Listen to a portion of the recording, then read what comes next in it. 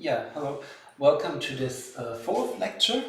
The topic today is nonlinear Schrödinger equations, causality, and wave function collapse. Last week we talked about the measurement problem in quantum mechanics, and you have seen how it is related to the linearity of quantum mechanics, the linearity of the Schrödinger equation, which is part of the problem. Because the collapse of the wave function during a measurement is a nonlinear process and therefore is incompatible with the nonlinearity. So last time we have talked about two possible solutions of the measurement problem, namely many worlds or hidden variables.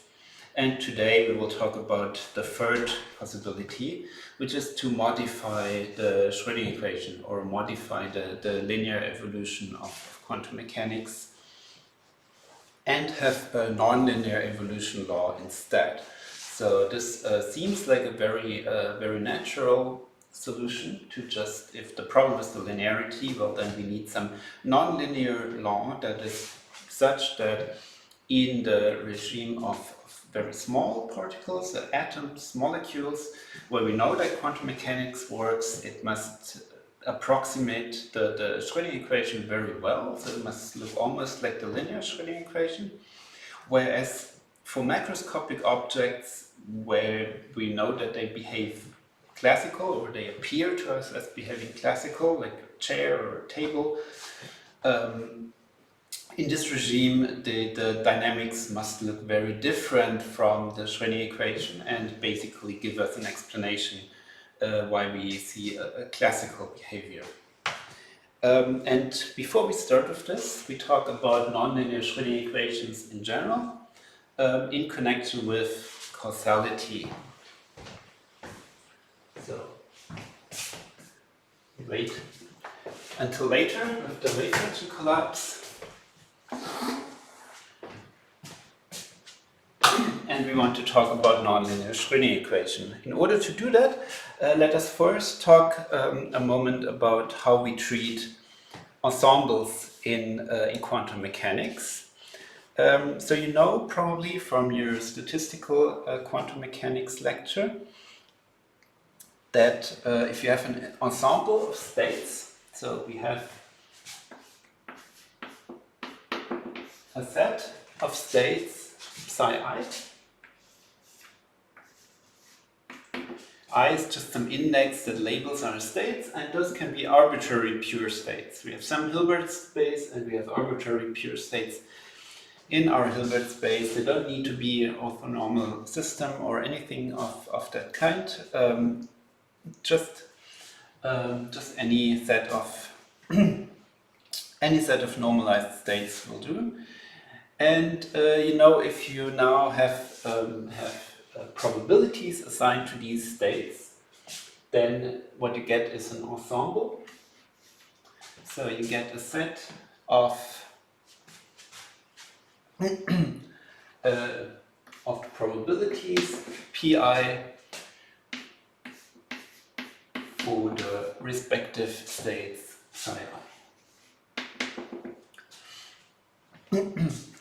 And for such an ensemble of certain states appearing with certain probabilities, we can assign a density matrix, usually called rho, and I put a hat on it to make clear that it's the density operator.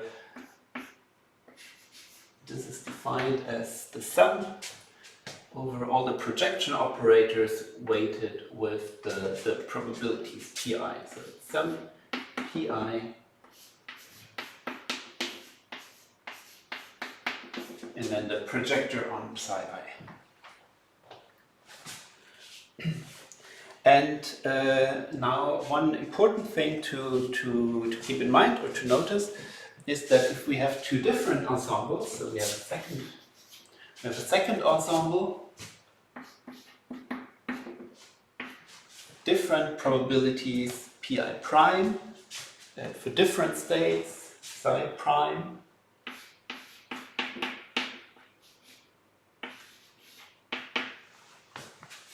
And so for the sake of convenience, I use the same index here.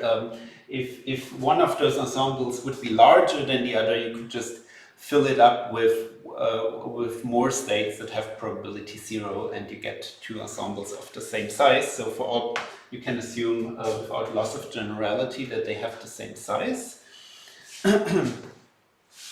And now this ensemble would of course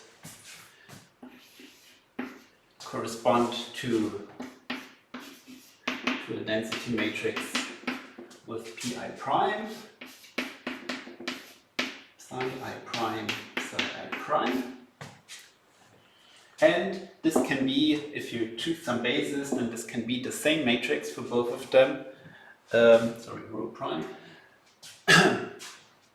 Or also written in as an operator if we have the two being the same, if rho is the same as rho prime for different sides and psi primes and different probabilities, if they have the same density operator, then we call these equivalent ensembles.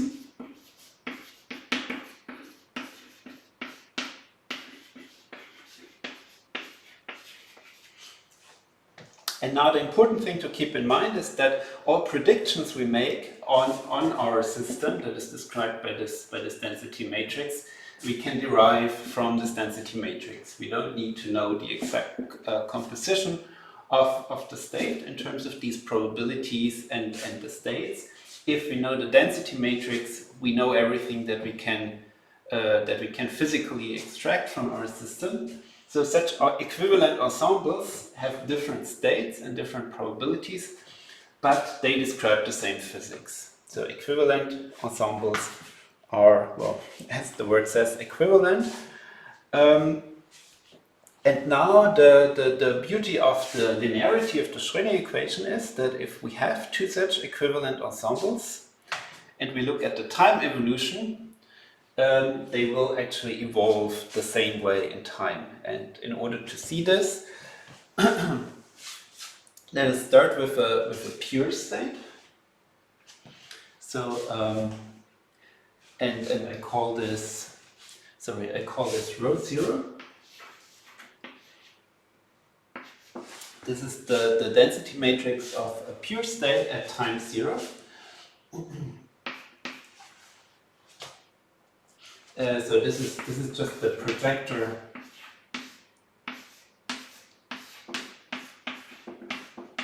psi 0, psi 0. And now if we look at the evolution of this state, then this will evolve and,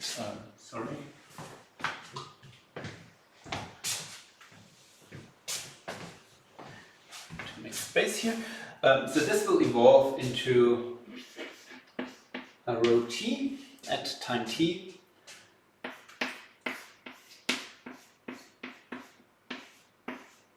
which is of course the projector of the state at time t, and this defines as a projection operator. So if our psi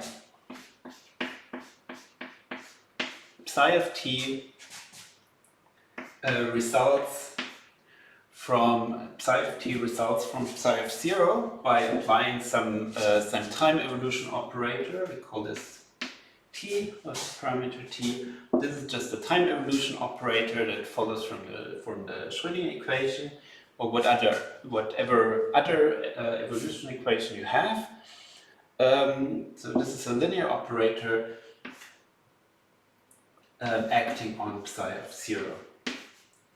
So this evolution of the pure state psi defines an evolution for the density matrix, or for the pure state density matrices. So this defines some t operator for the density matrix. So this is t acting on rho 0.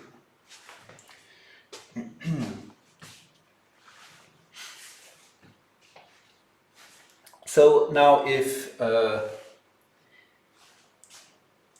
this T is a linear operator, then from this, then we find that if we have a general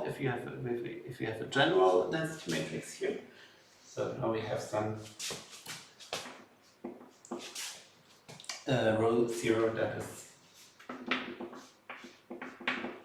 a sum with probabilities,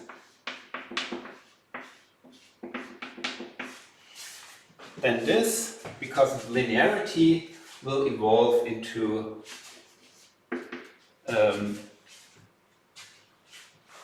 a sum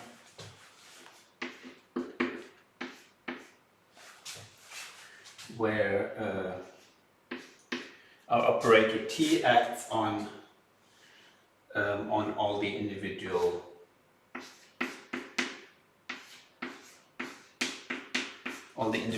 psi's.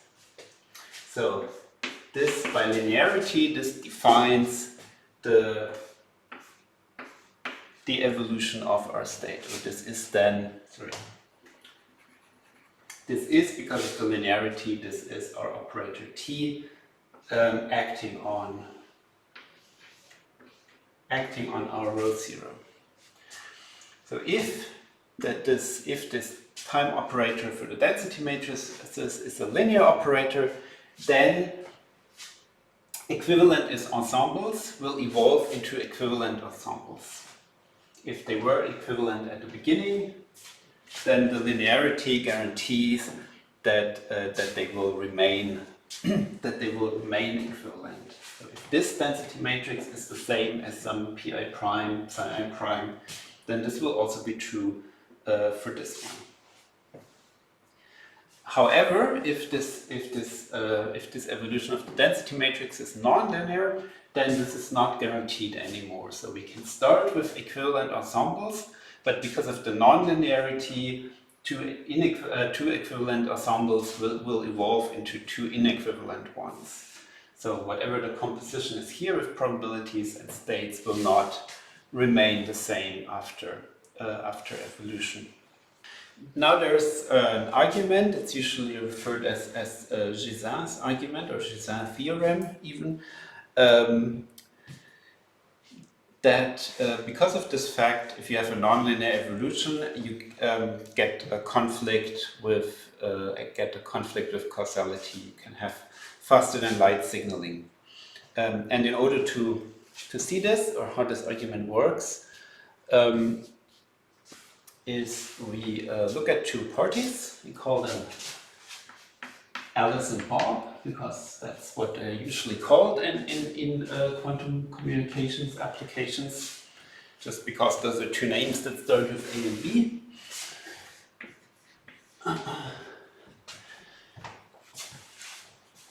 And we have Alice. Alice has a physical system that lives in some Hilbert space called H. And so in this Hilbert space H, Alice has a state that is described by a density matrix. And now we can represent this density matrix that Alice has access to by two different equivalent ensembles. So we can describe this as the following way.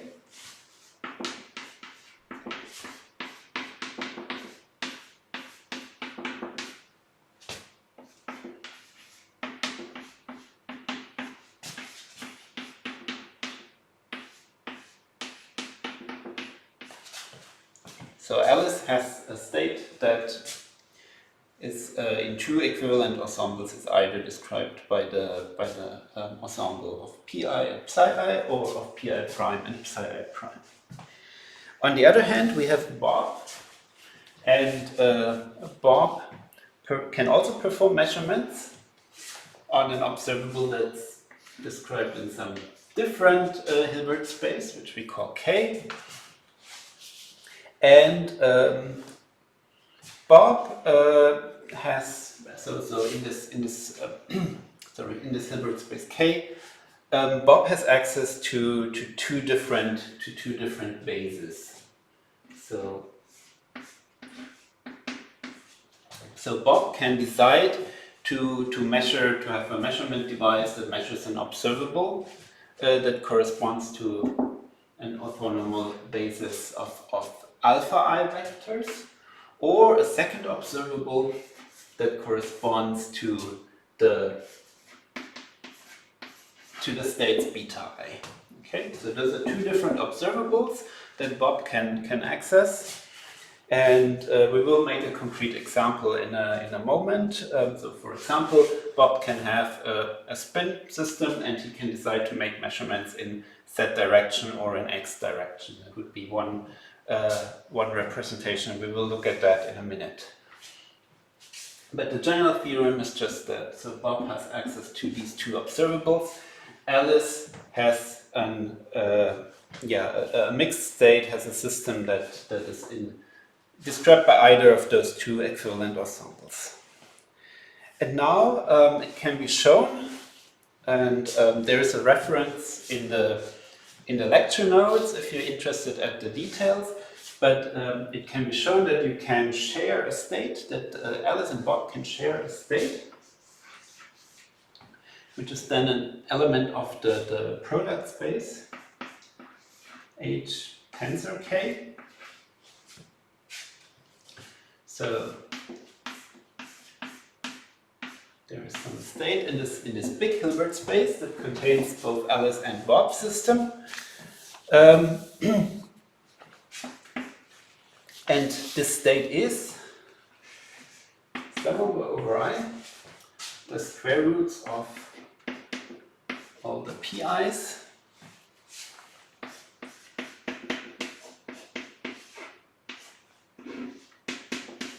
and the product psi I alpha I.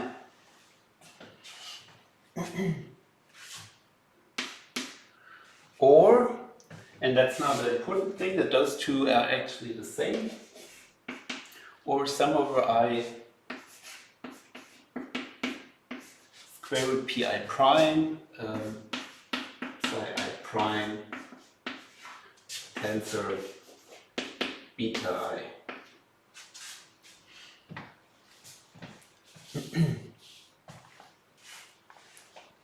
And now if we look at Bob's measurement, so if Bob, if you look at Alice's measurement, if Alice wants to make a measurement, what Alice has to do, knowing that the state is this entangled state in the full space, in the full Hilbert space, if Alice makes a measurement on this state now, then Alice gets her results by tracing out Bob's degrees of freedom.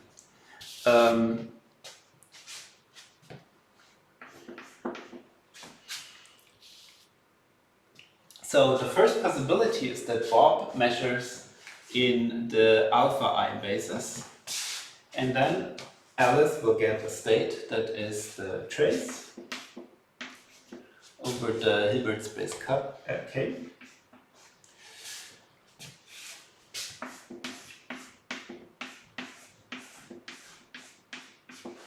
Of the state psi.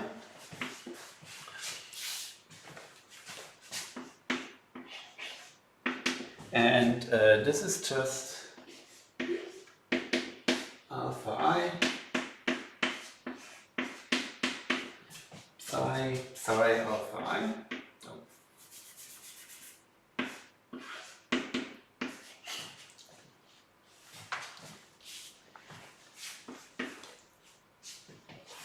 And now this we can easily calculate with having this representation. You see immediately that this is just sum over I pi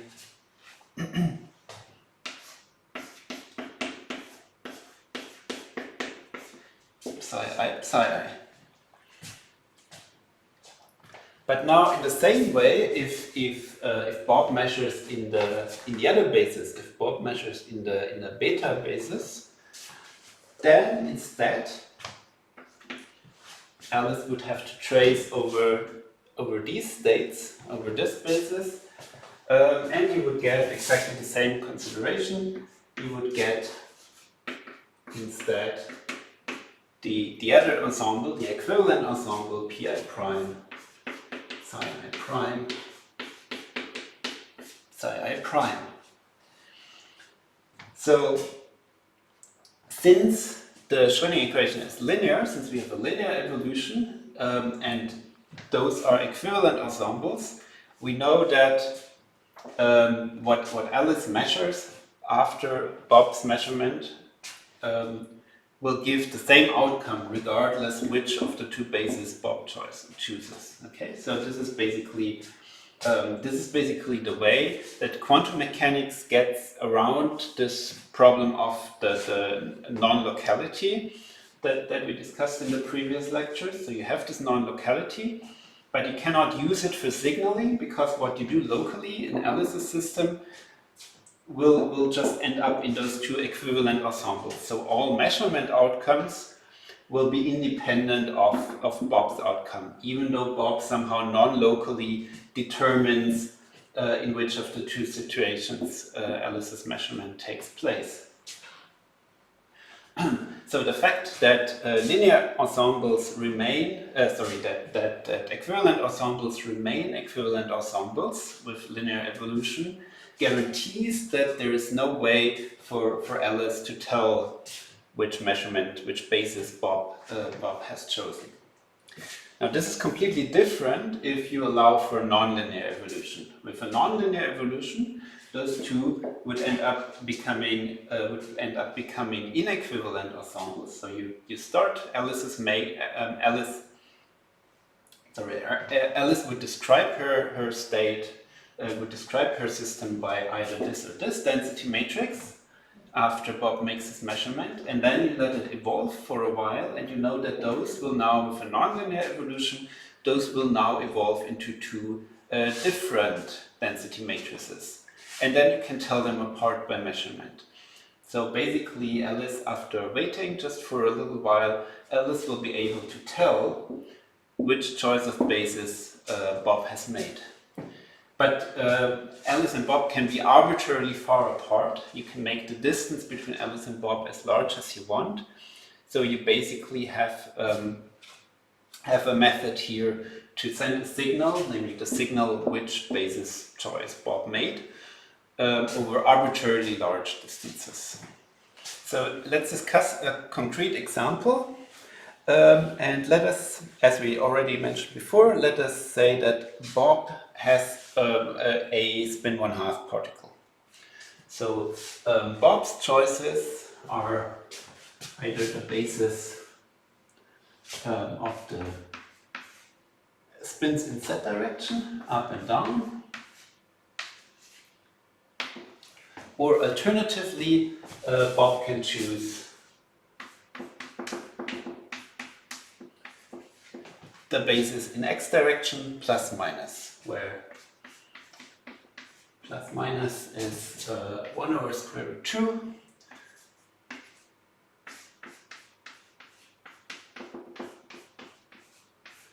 up plus minus down.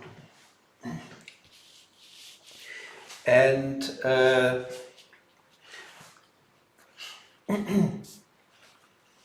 and now we look at the entangled state, and both Alice and Bob have such a spin 1/2 system. Okay, and now we look at the following entangled state.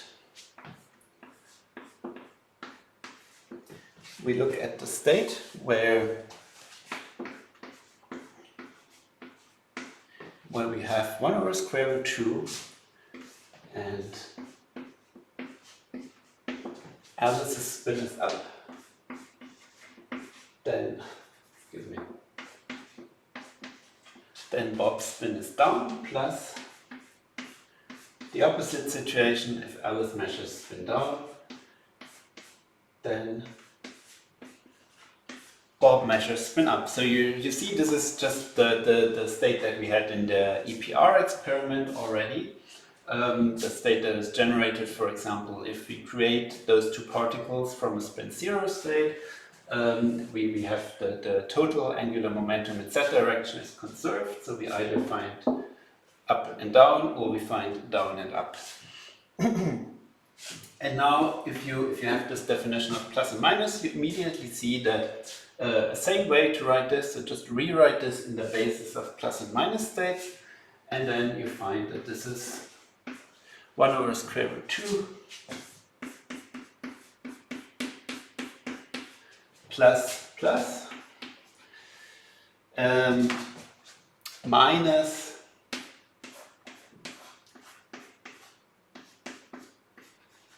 minus the state where Alice measures minus and Bob measures minus. That's the same vector, just in two different bases. And now we can look at the density matrix for Alice, depending on Bob measures, on what Bob measures. So if Bob measures in the basis for the Z spin, so the up-down basis, then we get Alice's state by tracing over Bob's spin down and spin up state.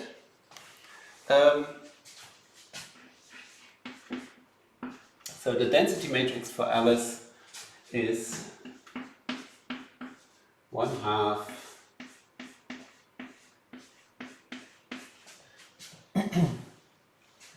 up plus 1/2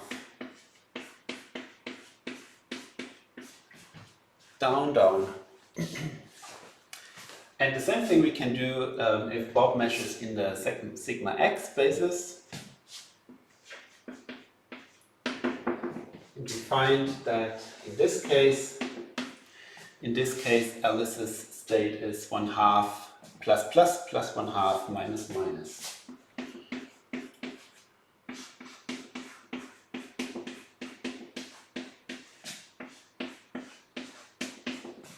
Okay, so in one case we have projectors on the spin Z states, on the other case we have projectors on the spin X state. But you see that both of those are described by the same matrix. So those are actually the same. We can easily confirm that. We can calculate, if you want,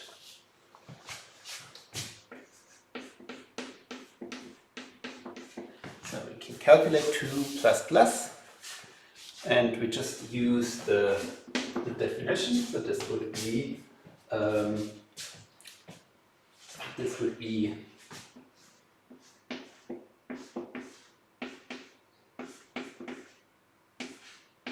up plus down squared. So this would be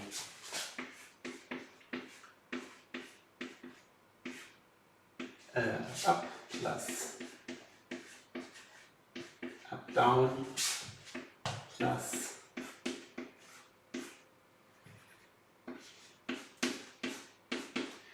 down up plus down.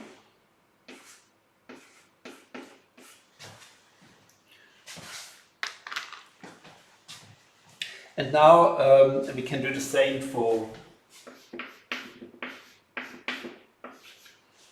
2 minus, and we will find a minus here.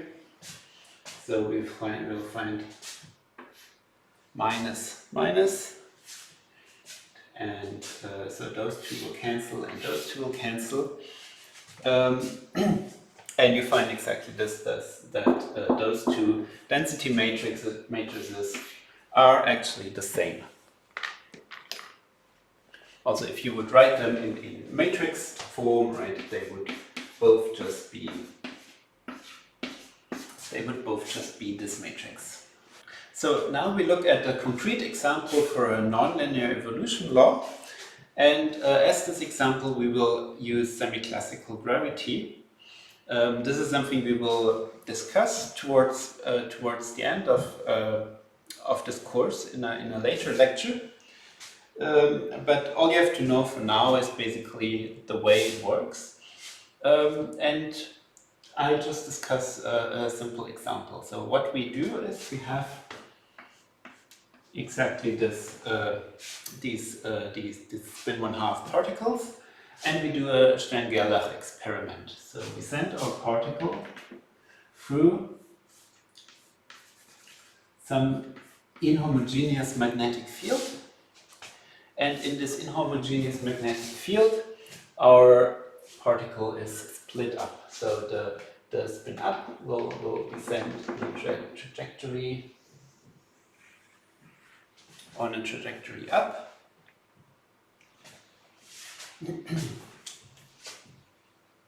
So obviously you would need to switch the magnetic field at some point to actually make it go straight again, but you can achieve this, that if you have a spin up particle, z direction spin up, it will follow a trajectory like that. And the same way, if we have spin down, this should be a different color, try green. So if you have spin down, then instead follow this trajectory. It's hard to see the difference. So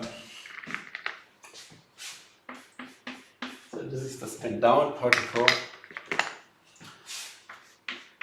This is the spin up particle. But now if you have a superposition of the two,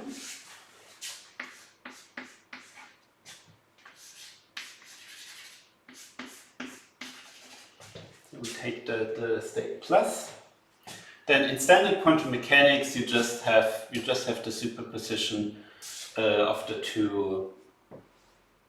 You have a superposition of the two possible trajectories. So this one will be in a superposition state of the trajectory that belongs to up and the trajectory that belongs to down. So I call those trajectories set up of t and set down of t. So this is the same here, but now what semi-classical gravity does is that actually the part of the wave function that's here will feel a gravitational pull from the part up here. So we will discuss in detail why that is the case and how you can derive this, but for now you just have to believe me that this is how this model works. So if we have something like that the state down here will be pulled towards the part up if we have a superposition and the other way around. So basically this part of the superposition feels the presence of the other part of the superposition such that those trajectories will be somewhat different. So we have some z tilde up here that deviates and we have some z tilde down here that deviates from this from the normal trajectories. And in semi-classical gravity we can actually quantify this. So this z tilde up or down of t is approximately to first order is given by the normal trajectory, z up down. And now we have a deviation, plus or minus, depending if we have spin up or spin down. And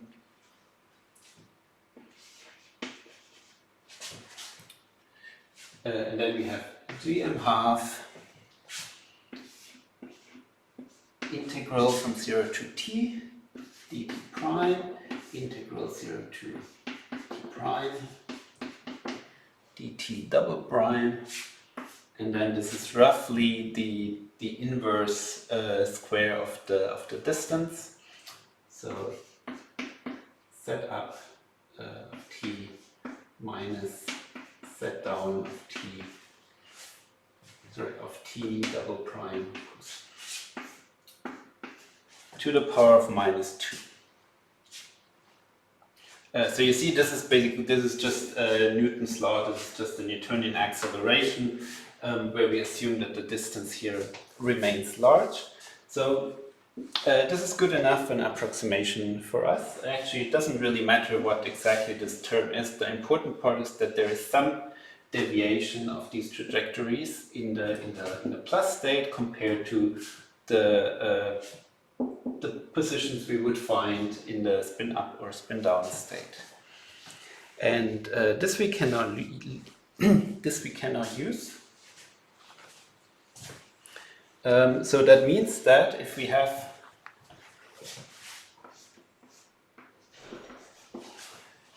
for Alice,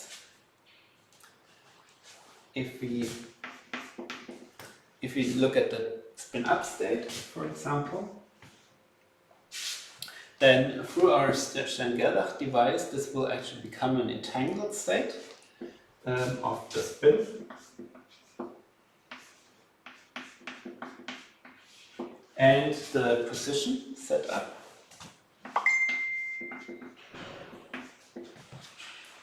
And the same for spin down.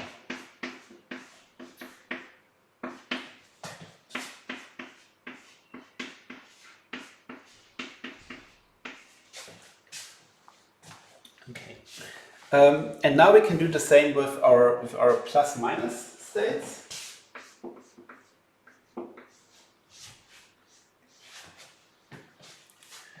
So So plus minus is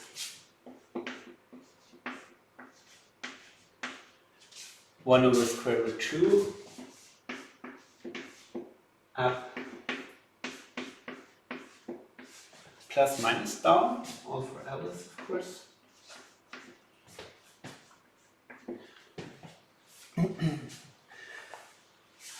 But now this evolves to, so this is this state, so this evolves after a while to the superposition 1 over square root 2.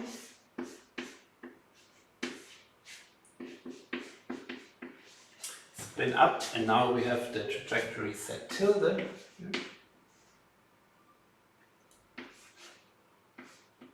Up. Plus minus, and then set tilde down.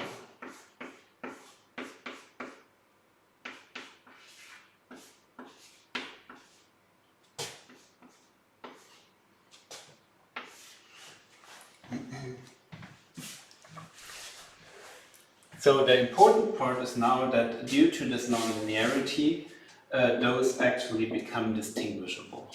So if you have the linear evolution, then the positions here are the same. So this one you cannot, like after a certain time, you cannot decide this is still the same as the superposition of the two remaining ones. But here, because of this nonlinearity, the set tilde position now is a different one than the original position set. So, so it becomes distinguishable if we have plus minus here or if we have the spin up. So if we go back to what we found, what Bob measures. So just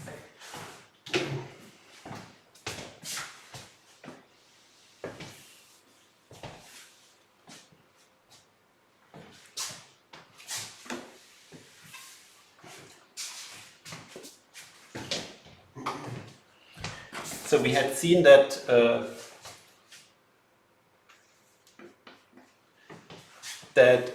Alice's reduced density matrix is either 1/2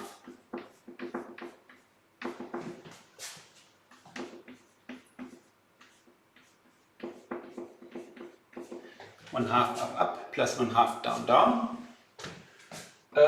If Bob measures in his spin up down basis, right? Or if Bob measures in the x basis, then we would describe this as plus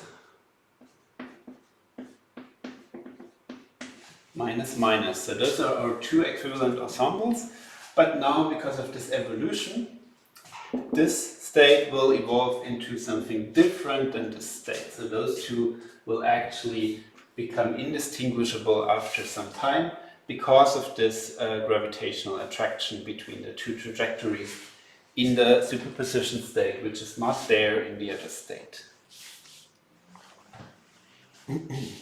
So now Alice and Bob could exploit this to send a signal faster than light, right, Bob? So they just agree before, if you want to send 1, then you measure in z direction. If you want to send a 0, you measure in x direction at certain times, say every full minute. And yeah, Bob now just sits there and writes down his message and decodes it into binary code, and then he makes his measurements up, x direction, z direction, z direction, x direction, depending on what he wants to decode. And Alice just looks at, like, waits for a time and looks at where she finds her particle. So Alice can make her experiment, and she cannot tell in advance, like, from whether she finds a particle up or down. She cannot tell anything about what Bob is. But she knows if she finds a particle in those positions, then Bob measured in the z basis. And if Alice instead finds her particles in one of those positions, then she knows that Bob measured in the x basis. So this way Alice can decode Bob's message. And the important thing is, since this is a non-local state that is shared non-locally between Alice and Bob, they can be arbitrarily far away. So Alice could be sitting on the moon and Bob could be making his measurements on Earth, and the two can communicate in short time. And because of this, it is usually concluded that nonlinear modifications of the Schrödinger equation are problematic because they allow for superluminal signaling this way.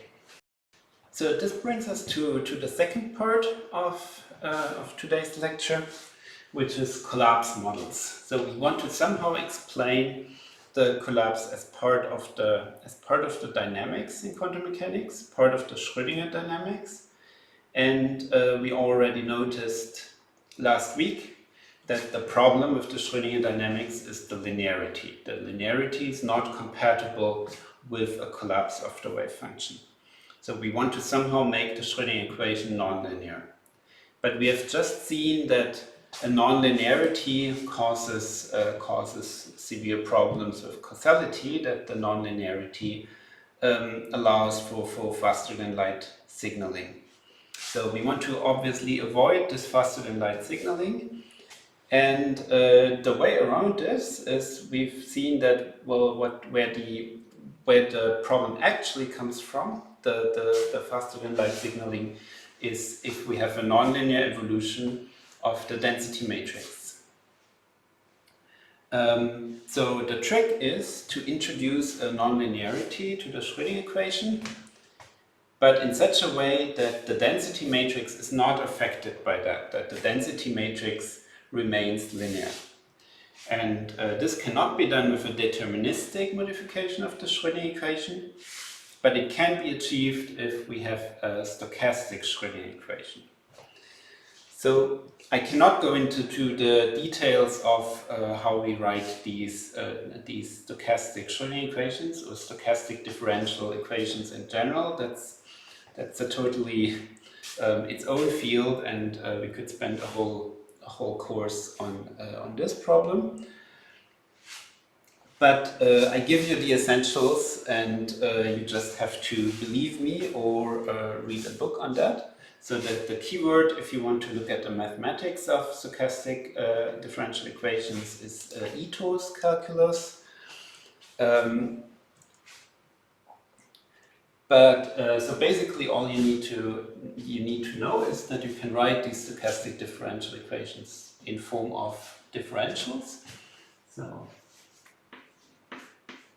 the Schrödinger equation will have the following form. It's d phi of t is, we have minus I divided by h bar h0 dt. So this is our usual Hamiltonian, the standard Hamiltonian that we know from the Schrödinger equation that gives us the linear evolution.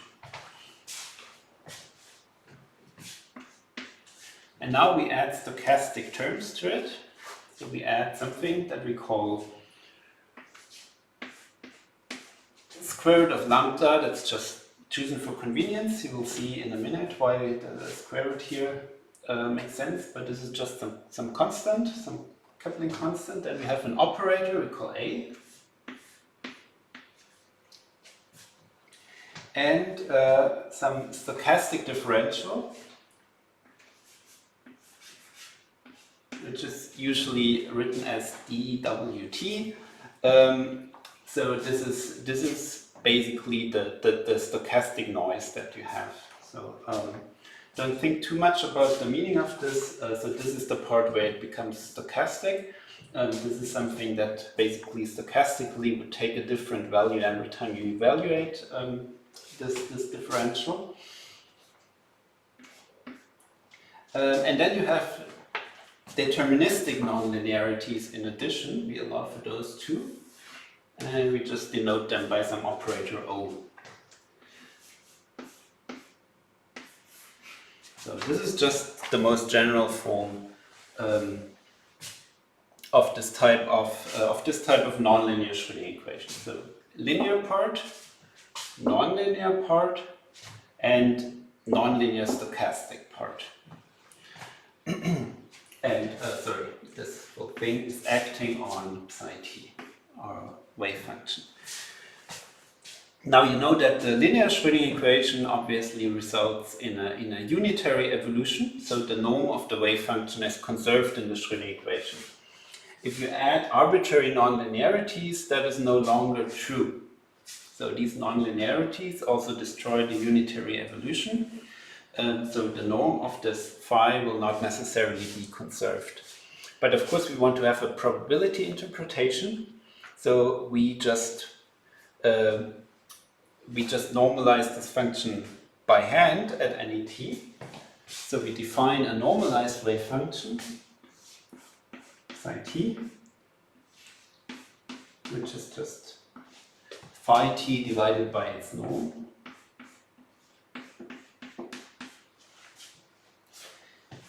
And now we can write the evolution of this normalized wave function the same way.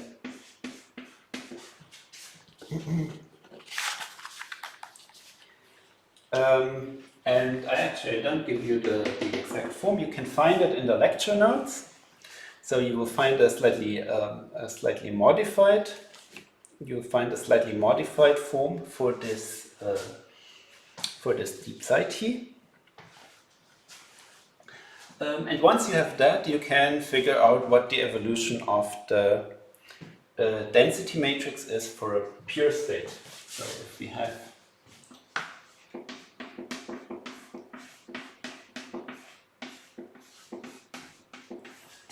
a pure state density matrix like this, then we can immediately write down its evolution. It's not super simple, but I still write it in full here. So the first term is minus I divided by h bar h0 rho t.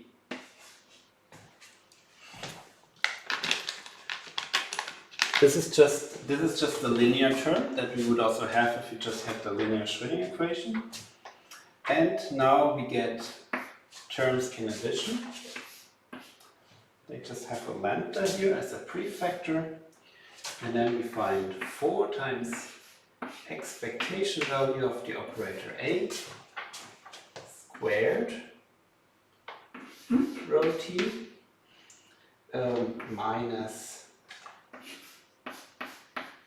A squared expectation value rho t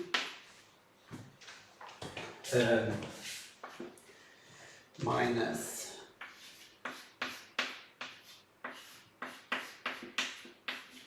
two times A times expectation value A t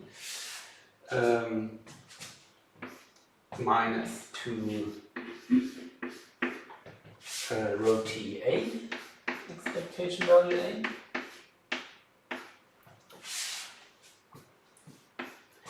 minus a rho t a.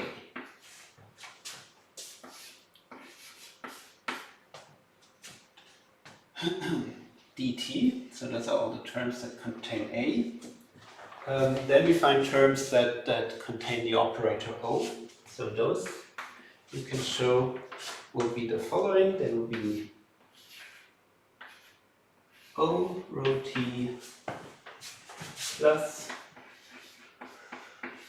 rho t O minus expectation value O dagger plus O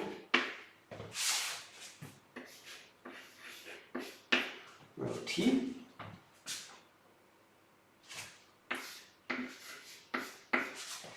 dt plus all the stochastic terms d of dw.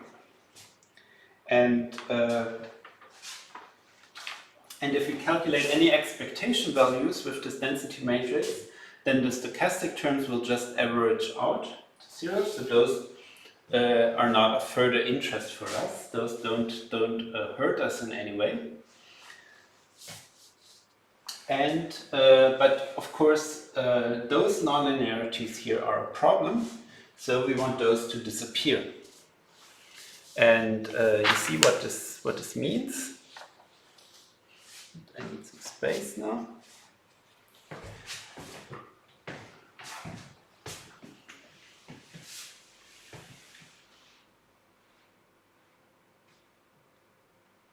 Oh, that's a bit too fast.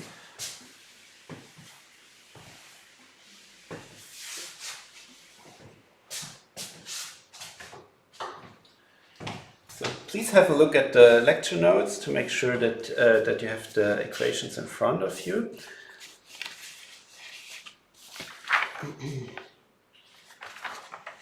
So what you can see from the equation we just had at the board is that if we choose, if we make the specific choice that O is minus lambda half a squared plus 2 lambda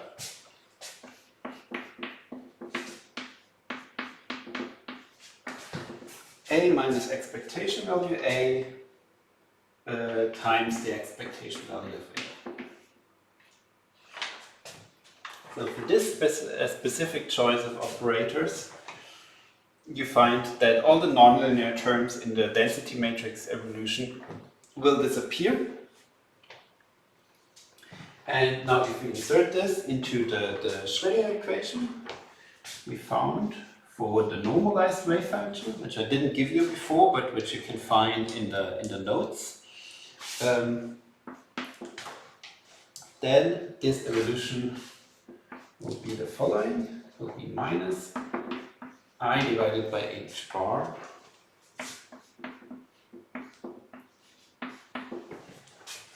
h0 dt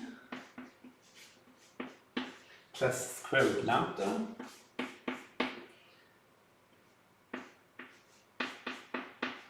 a minus expectation value a dwt minus lambda half a minus expectation value a squared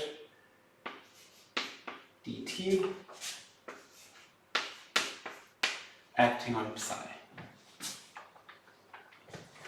And the result for the density matrix will be the following evolution. So this is usually called the master equation, the evolution equation for the density matrix. So d by dt of rho t is the following minus I divided by h bar, h0 rho t minus lambda half, and then the commutator of A with the commutator A rho t. Okay, so this is a linear evolution. You see that rho only enters linear here. And this form is usually named after Lindblad. It's called the Lindblad form. And this is also the equation for the density matrix that you find in decoherence models. So this is the density matrix, this nonlinear, this term in the Lindblad equation does exactly what decoherence does. It suppresses the off-diagonal elements in the density matrix. So if you have a superposition state, a large superposition state, then this term leads to off-diagonal elements being suppressed in the evolution. But the interpretation now is a completely different one. So in decoherence, this term comes from the interaction with the environment, and you get this type of equation for the reduced density matrix after you take the trace over the environmental degrees of freedom. So you ignore the environment, but the state of the full system plus environment, still follows a linear Schrödinger equation. But here now you get the same type of equation, but as a fundamental equation for your full system. And it comes out as a fundamental equation because of these stochastic terms that you add to your Schrödinger equation. So you have the Schrödinger equation added with stochastic and deterministic nonlinear terms, in such a way that the density matrix still has a linear evolution that suppresses off-diagonal terms. So this leaves us with two choices that we have to make. There are two things. There is the noise, dW2, that we still have left open in principle, what it is. And this noise is usually chosen to be white noise, usually Gaussian white noise. For no particular reason other than that this is relatively easy to handle mathematically. So everything else would just be way too complicated to do any real calculations with. So that's why people usually make the easiest choice for this noise. Slightly different story is the nonlinearity, the operator A. And this operator A is chosen based on two considerations. So firstly, we found this Lindblad equation, but this Lindblad equation doesn't tell us. So as I said, this equation for the density matrix leads to off-diagonal elements in the density matrix being reduced. But it doesn't say which basis you choose, in which basis this density matrix has this form. And what we usually want is a localization in space. So we want spatial superpositions of a chair being here and here at the same time. Those should be suppressed. So we want to choose this operator in such a way that it suppresses such superpositions in space. And the second requirement is that we want, of course, the linear evolution to still be correct. In the case of microscopic systems, and only for large systems that should behave classically, we want this operator to become relevant. And for those reasons, a relatively simple and obvious choice is to choose this operator A proportional to the mass density operator. The mass density operator for a quantum field is usually called, so we call it m hat of the position x, and it can be defined as the sum over all the fields that we have. The mass of this field times psi dagger psi.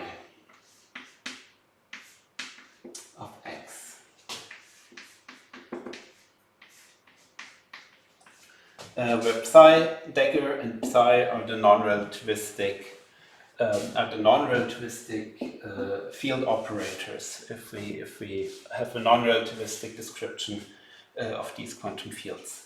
So you will have an assignment that you find on Moodle where I want you to do some calculations with this mass density operator. We will also see it again later in this course when we discuss perturbative quantum gravity.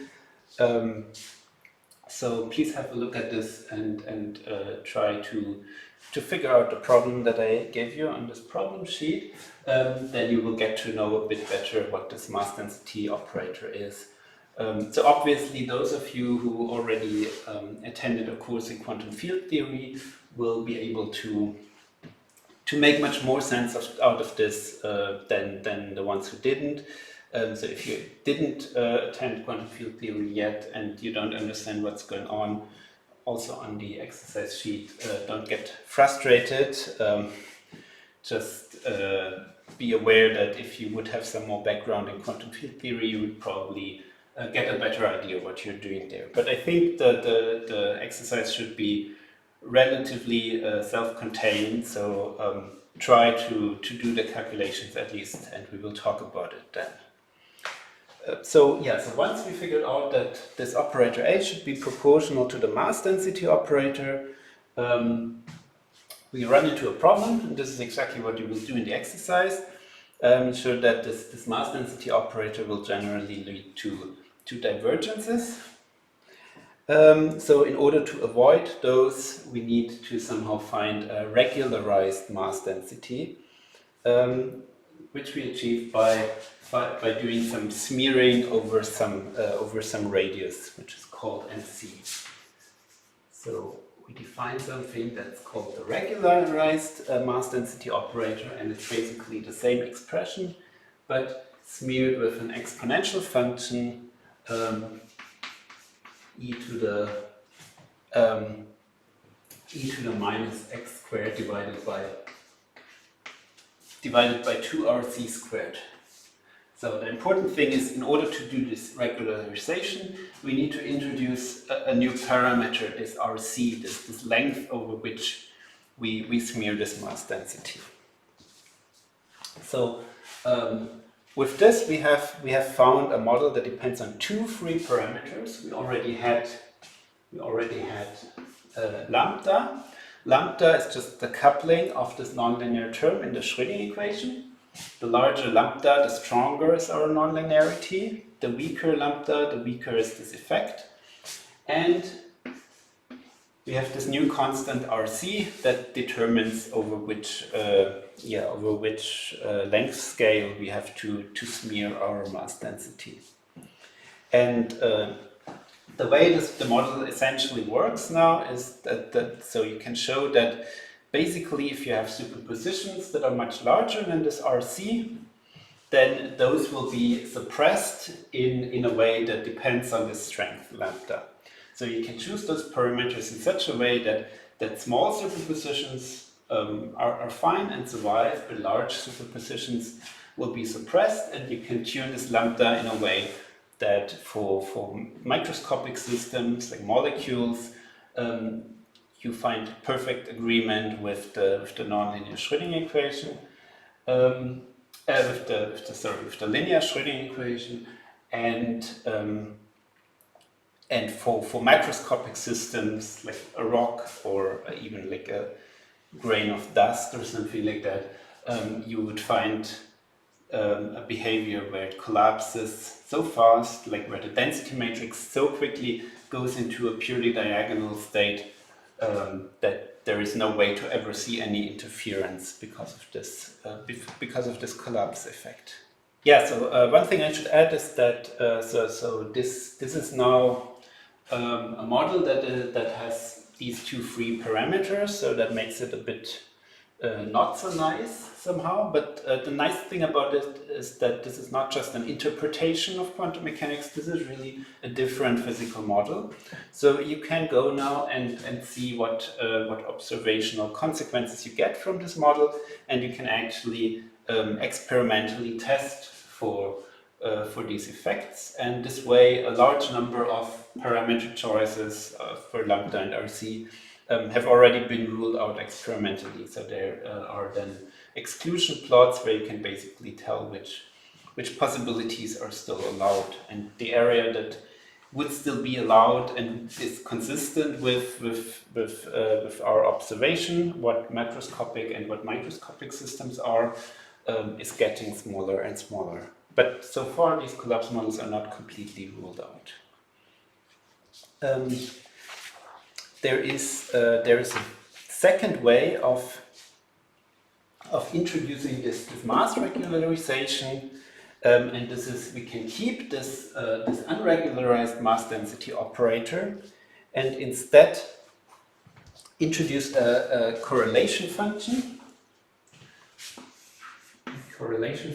G of x minus y in the Schrödinger equation, or in the master equation for the density matrix. And you can see how this works if you look at the lecture notes. So this would be equation 422 in the lecture notes. I don't give you the exact form of this.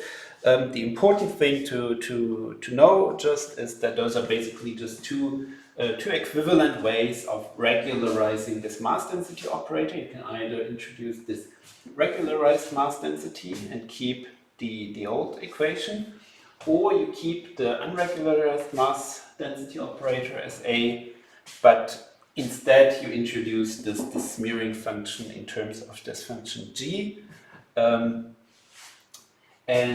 This choice of regularized mass operator corresponds to a certain choice of G, namely G of x is proportional to an exponential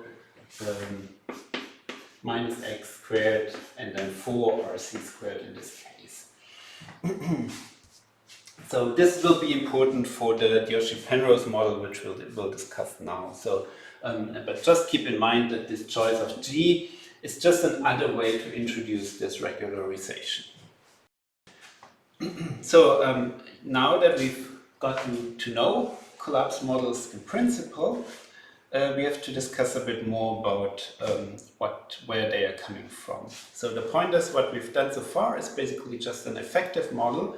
It works, it does what it's supposed to do, it reduces the wave function of a macroscopic superposition to one of the possible outcomes, and it leaves microscopic quantum mechanics as it is. So it provides a solution of the measurement problem. But of course you have this stochastic noise, and you have this nonlinearity, and you have these two free parameters, and you don't really have a good satisfying explanation where those are coming from. They are just some parameters that are introduced in some way, and you can of course be happy with that and just try to measure them and see if they are actually there. But it would of course be much nicer if we had some explanation from something more fundamental. And one candidate for this is gravity, for the simple reason that whatever the cause is of this nonlinearity, it cannot be a quantum field, because a quantum field would again just give us linear interactions. We know quantum mechanics is linear, this is just how quantum fields work.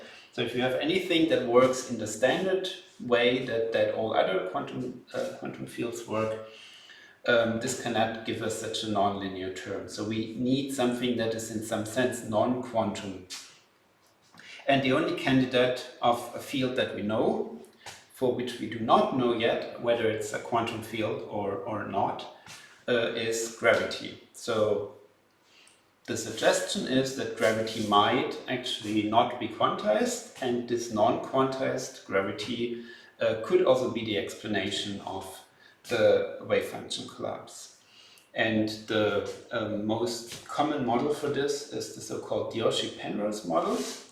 Dioschi, because that's the guy who invented it and first wrote it down in the late 1980s. And the idea is relatively simple.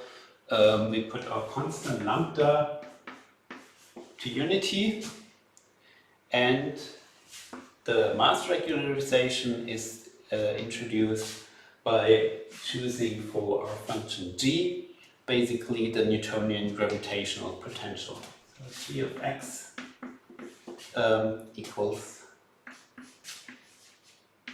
g divided by h bar absolute value of x. So basically the Newtonian potential divided by h bar. So if this feels ad hoc at first, then that's because it is. But you will see that there is a certain motivation that comes kind of retroactively or in retrospect for this choice. However, this would be too nice to be true somehow. So the problem with this choice is that it turns out that that if you make this choice, then this potential, this gravitational potential, does not fall off fast enough for large x. So despite now having gotten rid of the two parameters, lambda by lambda, we got rid of just by choosing it, by setting it equal to unity. And we got rid of our RC by choosing this g function in this specific form. But in order to get rid of divergences, we now need to again introduce some length scale, which is then usually called capital R0. And basically still need to introduce a regularized mass density. And so the choice by Dioschi was to just use a step function here. And later, Girardi chose a different function, which is an exponential. You can find both of them in the lecture notes. I will not write any of them down, but the point is that those depend on some parameter R0 that you need to introduce. So basically, it looks like we have one nothing. We just replaced one free parameter by another free parameter. But one nice thing about this model is that you can now look at the collapse rate. So, and the way this is done is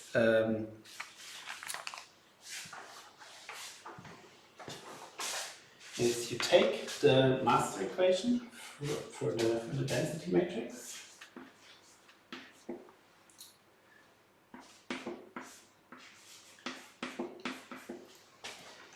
And you find that it gives you the free term minus I divided by h bar.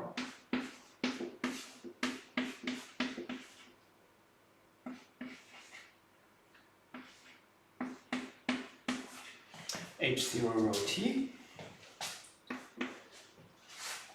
And then it gives you an interaction term, which is g divided by 2 pi squared h bar.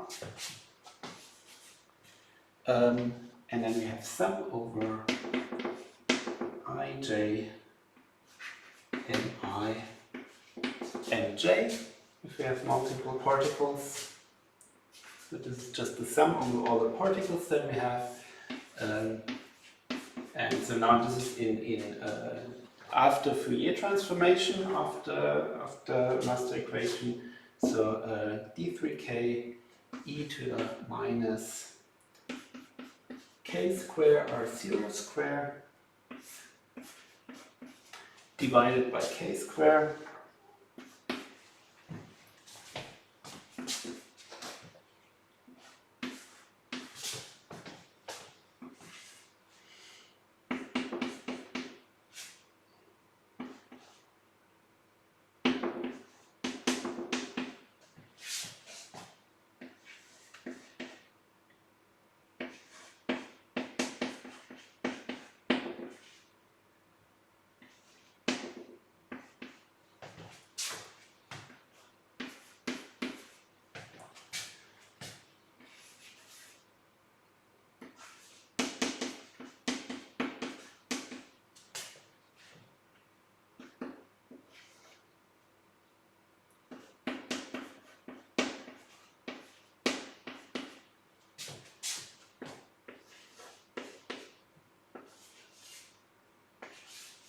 Yes, and those two terms. So this is the form of the master equation after Fourier transformation. And now, in order to get an estimate of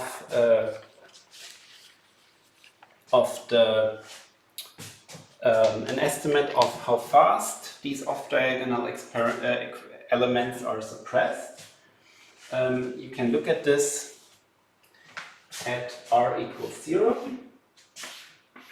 So we set r equals 0 everywhere, and we do this for a single particle, so we choose n equals 1. And then one can derive a rate of collapse, and this rate of collapse can be shown to have the following form. It's usually called lambda dp.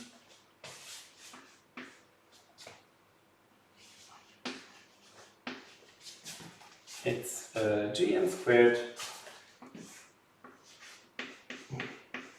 divided by the square root of pi times h bar times r0.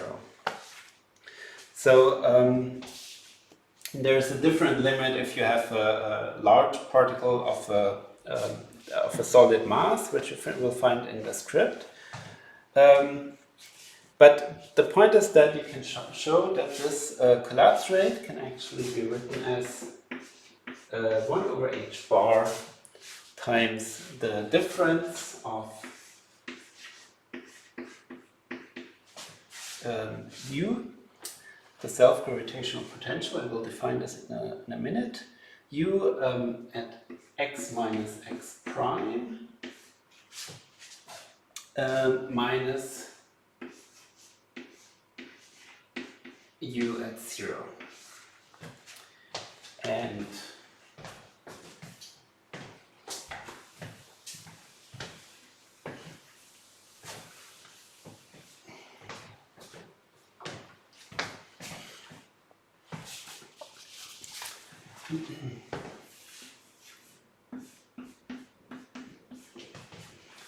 and this u of x is just the gravitational self-energy between two mass distributions. So this is minus g, and then it's a double integral. Say d3y, d3z times the regularized mass density at y, regularized mass density at z, divided by the distance x plus y minus z.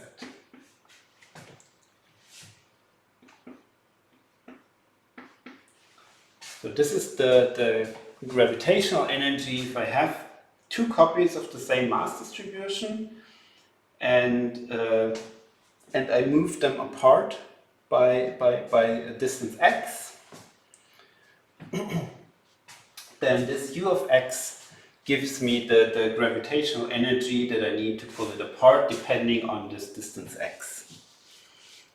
And now we think back about what we did 2 weeks ago when we discussed Penrose's ideas about how wave function collapse could be related to the indistinguishability or rather the impossibility to identify points in different spacetimes, where he was basically talking about how the time vector, the time direction, the time-like killing vectors deviate between two spacetimes if we have a superposition of a mass in two different locations.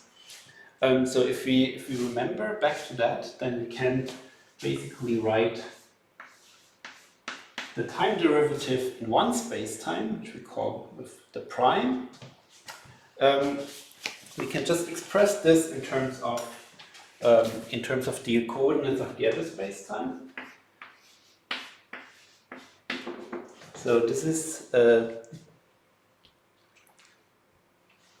this dt by dt prime d by dt plus dx by dt prime d by dx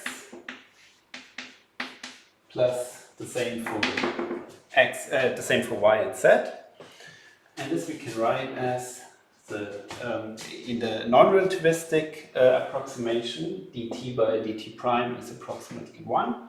So we have non-relativistically, this is roughly d by dt plus and dx by dt, y by dt, dz by dt is just the velocity. So this is the velocity times the gradient.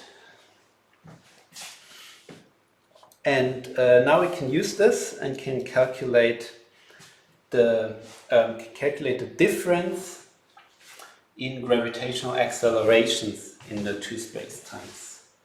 So if we call this delta E, the energy difference that we get by taking 1 divided by g times the difference in gravitational accelerations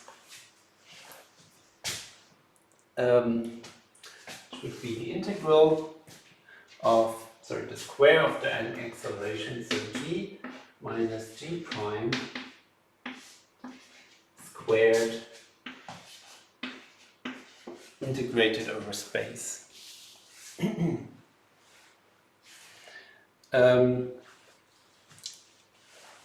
So this Penrose uses as a measure of this energy uncertainty that comes from this superposition of two spacetimes.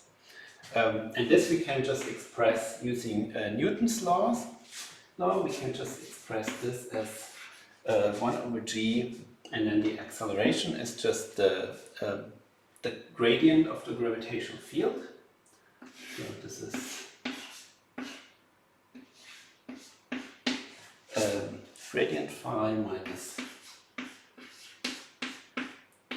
gradient phi prime squared d3r. And now we can just partially integrate this.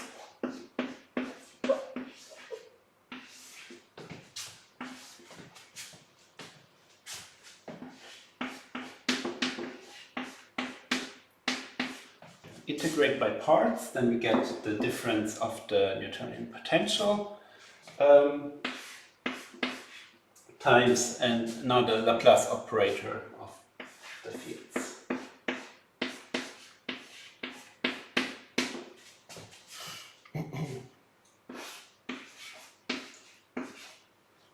Where the boundary terms disappear. And now we can use the Poisson equation for the gravitational field. So Laplace phi equals minus 4 pi g and the mass density, which I call m of r.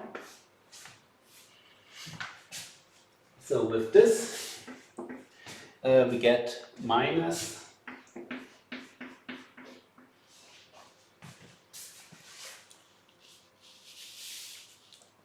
4 pi g, and now we get a double integral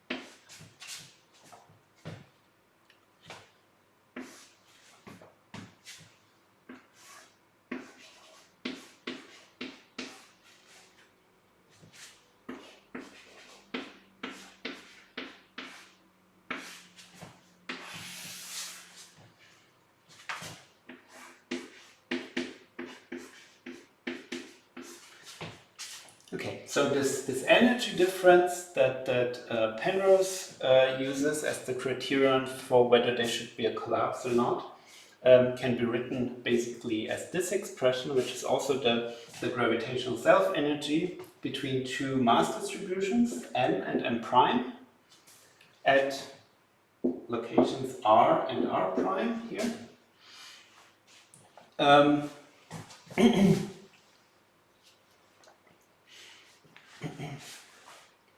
And so basically the two possible mass distributions m and m prime would correspond to what we called psi and chi states previously 2 lectures ago.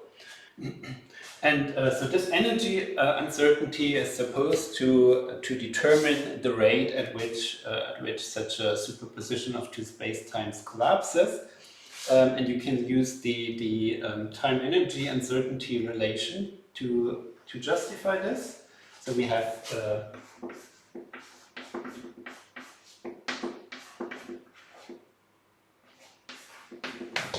delta E times delta T is proportional to h bar. So if the collapse is determined by this time scale, that means that the collapse rate lambda, which would be 1 divided by delta T, would then be h bar, would then be, sorry, delta E divided by h bar. So this delta E divided by h bar, and we can show that now in the case when this mass density is actually the same mass distribution, just shifted by a distance.